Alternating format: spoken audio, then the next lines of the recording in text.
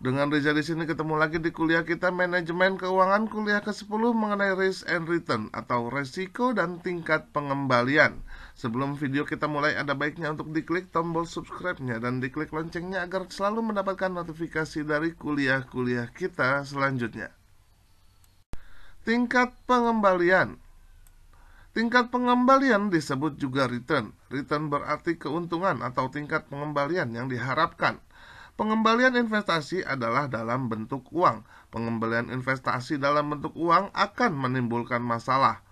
Masalah pengembalian investasi dalam bentuk uang yaitu sebagai berikut. Ada harus mengetahui skala ukuran dari investasi dan harus mengetahui kapan pembelian itu diterima.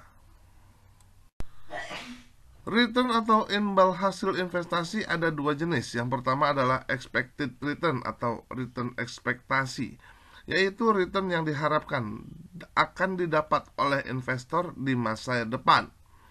Yang kedua adalah actual return atau realized return atau return aktual, yaitu return yang sesungguhnya terjadi atau didapatkan oleh investor.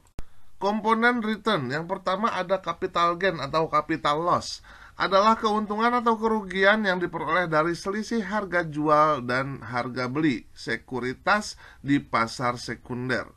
Dengan rumus adalah harga jual dikurangi dengan harga beli dibagi dengan harga beli. Yang kedua ada yield atau imbal hasil, adalah pendapatan atau aliran kas yang diterima investor secara periodik, misalnya dividen atau bunga. Sehingga untuk total return sama dengan adalah capital loss atau capital gain ditambah dengan yield, dengan rumus sebagai berikut. Total return sama dengan harga jual dikurangi harga beli ditambah dengan dividen yield dibagi dengan harga beli.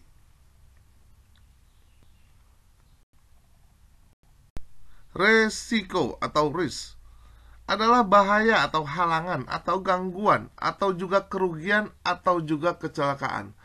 Peluang akan terjadinya suatu peristiwa yang tidak diinginkan merupakan suatu risiko, dan probabilitas tidak tercapainya tingkat keuntungan yang diharapkan juga merupakan risiko. Dan kemungkinan return yang diterima menyimpang dari return yang diharapkan adalah resiko. Dalam hal ini adalah resiko investasi. Resiko portofolio. Resiko dalam konteks portofolio dibedakan menjadi resiko sistematis dan resiko tidak sistematis. Resiko sistematis atau systematic risk, yaitu suatu resiko yang tidak dapat dihilangkan dengan melakukan diversifikasi, karena fluktuasi resiko ini dipengaruhi oleh faktor makro yang dapat mempengaruhi pasar secara keseluruhan. Resiko ini disebut juga dengan resiko yang tidak dapat didiversifikasi atau undiversifiable risk atau market risk. Selanjutnya, faktor yang mempengaruhinya adalah perubahan tingkat bunga, kurs valuta asing, kebijakan pemerintah. Contohnya, perang, inflasi, kondisi politik, resesi, sosialisasi, dan tingkat suku bunga yang tinggi dalam sebuah negara tentunya. Selanjutnya adalah risiko tidak sistematik atau unsystematic risk atau diversifiable risk, yaitu risiko yang terjadi karena karakteristik perusahaan. Suatu risiko yang dapat dihilangkan dengan menggunakan diversifikasi, sebab risiko ini hanya ada dalam suatu perusahaan atau dalam industri tertentu saja.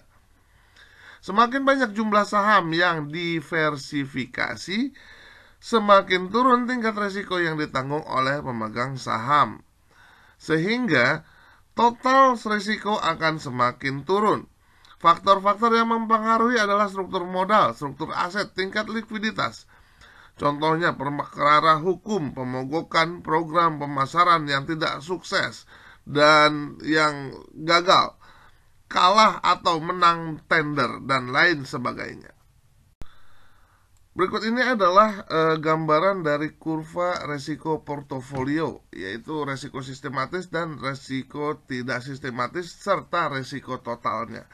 Resiko sistematis ada di bawah, Resiko tidak sistematis ada di atas, dan jumlah dari keduanya merupakan resiko total. Preferensi investor terhadap resiko. Berikut ini adalah istilah-istilah dari preferensi investor terhadap resiko atau pelaku-pelaku resiko. Ada risk seekers, yaitu investor yang menyukai resiko atau pencari resiko. Yang kedua ada risk netral, yaitu investor yang netral terhadap resiko. Dan yang ketiga ada risk averter, yaitu investor yang tidak menyukai resiko atau cenderung menghindari risiko. Berikut ini adalah perbandingannya antara risk averter, risk netral, dan risk seekers. Sumber risiko investasi dalam saham. Yang pertama ada risiko bisnis, yaitu risiko untuk menjalankan suatu bisnis di industri tertentu. Yang kedua ada risiko suku bunga, yaitu perubahan suku bunga mempengaruhi return saham. Jika suku bunga naik, maka harga saham akan cenderung turun berdasarkan ceteris paribus. Selanjutnya adalah risiko pasar, yaitu fluktuasi pasar secara keseluruhan yang mempengaruhi return investasi yang terlihat dari perubahan indeks pasar antara lain faktor ekonomi, faktor politik, kerusuhan, dan lain sebagainya. Selanjutnya ada resiko inflasi atau daya beli, yaitu penurunan daya beli akan membuat investor meminta menaikkan return atas investasi. Selanjutnya ada resiko likuiditas, yaitu kecepatan sekuritas untuk diperdagangkan di pasar sekunder, contoh volume perdagangan.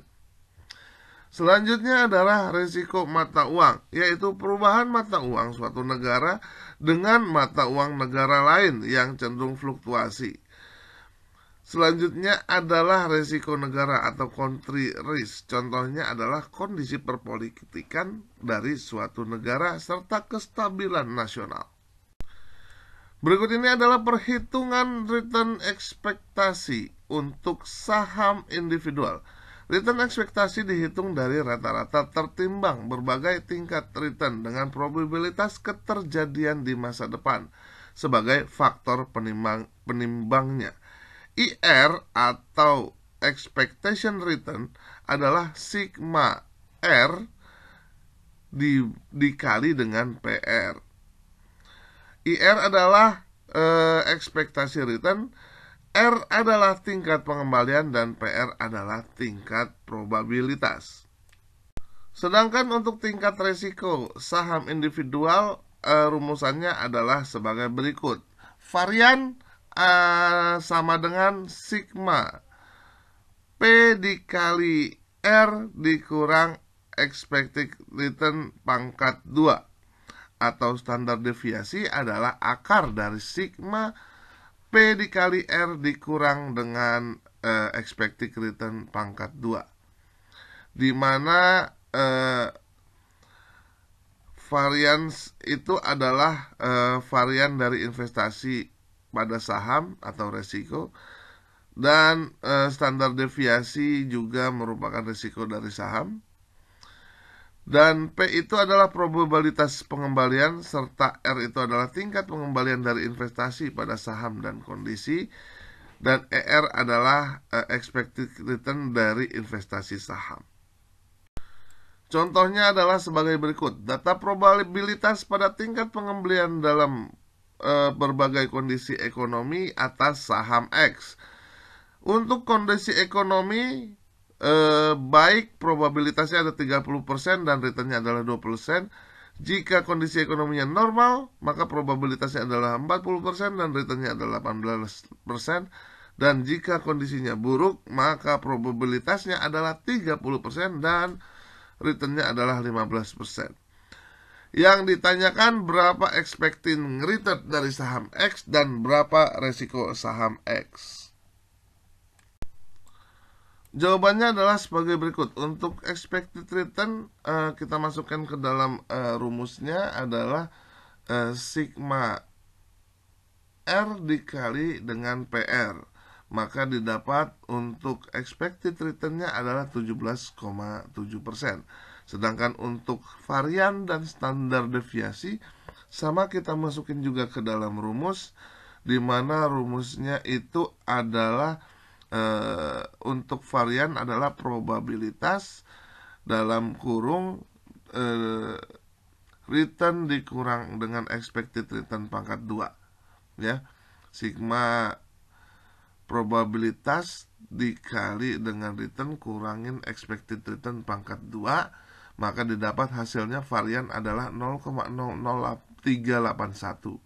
Dan untuk standar deviasinya adalah akar dari 0,000381, maka didapat hasilnya untuk standar deviasi 1,952%.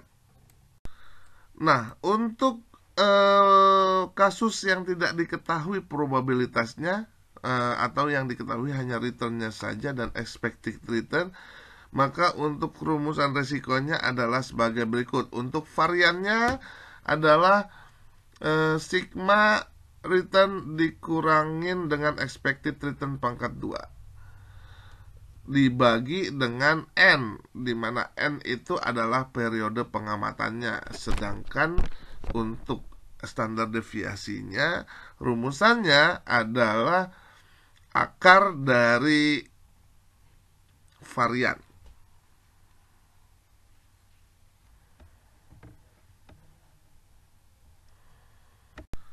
Contohnya sebagai berikut. Untuk data periode pengamatan dan tingkat pengembalian dalam berbagai kondisi ekonomi atas saham adalah sebagai berikut. Untuk periode pertama returnnya 16%, periode kedua 18%, untuk periode ketiga adalah 20%, untuk periode keempat adalah 17%, dan periode kelima adalah 21%. Yang pertama, berapa expected return untuk saham X dan berapa resiko dari saham X? Untuk expected return, jika tidak ada probabilitasnya, maka expected return adalah rata-rata dari periode berjalan. Jadi returnnya dijumlahkan dan dibagi dengan periodenya, yaitu 5 periode, maka didapat expected returnnya adalah 18,4%. Sedangkan untuk varian dan standar deviasi, langsung aja kita masukin rumusnya. Untuk rumus varian adalah return dikurangin dengan expected return, atau sigma return dikurangin dengan expected return dibagi dengan periodenya atau 5 periode. Maka untuk variannya didapat angka 0,000344. Maka standar deviasinya kita bisa hitung, yaitu akar dari 0,00344, yaitu 0,0185 atau 1,85%. Selanjutnya adalah diversifikasi. Diversifikasi adalah berinvestasi pada berbagai jenis saham dengan harapan jika terjadi penurunan atau pengembalian, suatu saham akan ditutup oleh kenaikan pengembalian saham yang lainnya. Bahwa resiko portofolio dipengaruhi oleh resiko masing-masing saham, proporsi dana yang diinvestasikan pada masing-masing saham, dan kovarian atau koefisiensi korelasi antara saham dalam portofolio dan jumlah saham yang membentuk portofolio. Beberapa jenis resiko investasi. Yang pertama, resiko bisnis atau business risk, yaitu resiko yang timbul akibat menurunnya profitabilitas perusahaan dan emiten. Yang kedua adalah resiko likuiditas atau liquidity risk, yaitu resiko yang berkaitan dengan kemampuan saham yang bersangkutan untuk dapat sesegera mungkin diperjualbelikan tanpa mengalami kerugian yang berarti. Selanjutnya ada resiko tingkat bunga atau interest rate risk, yaitu resiko yang timbul akibat perubahan tingkat bunga yang berlaku di pasar. Berikut ini adalah kuis yang harus dikerjakan dan dikumpulkan pada pertemuan berikutnya. Terima kasih. The motivation. Bukan karena hari ini indah kita bahagia, tetapi karena kita bahagia maka hari ini menjadi indah.